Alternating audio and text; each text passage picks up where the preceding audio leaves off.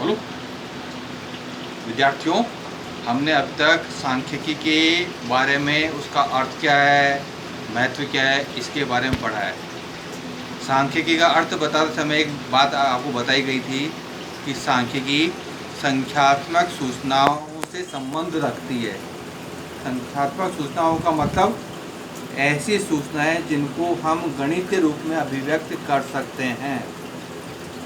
समंक, आंकड़े और डेटा, ये सब संख्यात्मक रूप में अभिव्यक्त किए जाने योग्य सूचनाएं हैं। इसलिए जब भी कोई समस्या पर अनुसंधान करता, विचार करता है, तो सबसे पहले समस्या को चूज करते हुए वह उसके संबंध में संख्यात्मक सूचना एकत्रित करता है, यानी समंक एकत्रित करता है। समंक दो प्रकार के होते हैं, एक समंक प्राथमिक समंक कहलाता है, दूसरा द्वितीय समंक कहलाता है। प्राथमिक समंक वे समंक होते हैं जो कि अनुसंधानकर्ता पहली बार उनको एकत्रित करता है, यानी इससे पहले वे समंक किसी और ने एकत्रित नहीं किए हैं। उदाहरण के लिए, मुझे क्लास में बैठे विद्यार्थियों का बौद्धिक स्तर जांच करना है। इसके लिए मुझे आपके से कितने अंक आपने प्राप्त किए, इससे संबंधित सूचनाएं मुझे प्राप्त करनी है। यदि मुझे प्राथमिक समंकों का उपयोग करना है तो मैं हर विद्यार्थी के पास जाऊंगा और उससे पूछूंगा कि तुम्हारे गत कक्षा के अंतर्गत कितने नंबर प्राप्त किए आपने। यदि क्लास में 50 विद्यार्थी हैं, 50 विद्यार्थियों से व्यक्तिगत रूप से संपर्क करूंगा, उनसे सूचना प्राप्त करूंगा। जो सूचनाएं मुझको प्राप्त हुई हैं वे सब सूचनाएं प्राथमिक समंक कहलाएंगी।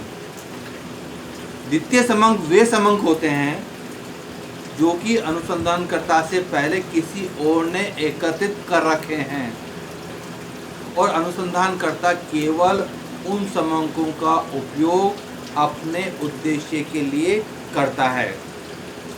उदाहरण के लिए, जैसे अभी मैंने बताया, मुझे आपके बौद्धिक स्तर की जांच करनी है, तो प्राथमिक समंकों में मैंने आपसे आकर सूचना प्राप्त की। मैं ये भी कर सकता हूँ कि ये सब सूचनाएं कॉलेज के TR के अंतर्गत, रिकॉर्ड के अंतर्गत उपलब्ध हैं। सारी सूचनाएं कि किस विद्यार्थी के कितने कितने अंक आए। मैं कॉलेज के ऑफिस में जाऊंगा, वो लिस्ट प्राप्त करूंगा जिसमें आपके अंक लिखे हुए हैं। उस अंकों के आधार पर उस जो सूची उपलब्ध है, उस सूची में से अंक लेकर उनके आधार पर अपने निष्कर्ष निकाल सकता हूँ। तो ये जो सूची से मैंने सूचनाएं प्राप्त की हैं, ये द्वितीय समंक कहलाएंगे। अब इससे क्वेश्चन ये उठता है कि हमको कब प्राथमिक समंकों का उपयोग करना चाहिए, कब द्वितीय समंकों का उपयोग करना चाहिए। प्राथमिक समंकों में खर्चा अधिक होता है, पैसे अधिक लगते हैं, समय अधिक लगता है, एरिया आपका छोटा होता है। इसलिए जब आपको रिजल्ट की 100% शुद्धता चाहिए, शुद्धता का स्तर जितना ज़्यादा होगा, हम प्राथमिक समंकों का उतना अधिक उपयोग करेंगे, क्योंकि इन समंकों को एकत्रित करते समय अनुसंधानकर्ता अपने उद्देश्य के अनुसार ही सूचनाएं प्राप्त करता है।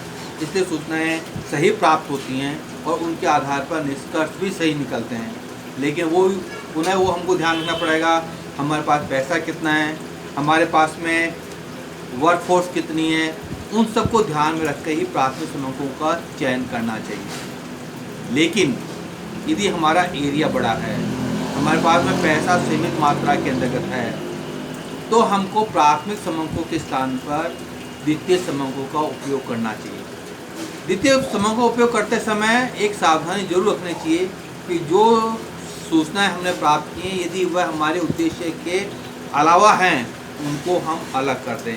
केवल वो सूचनाएं रखें जो केवल हमारे उद्देश्यों को पूरा करती हैं।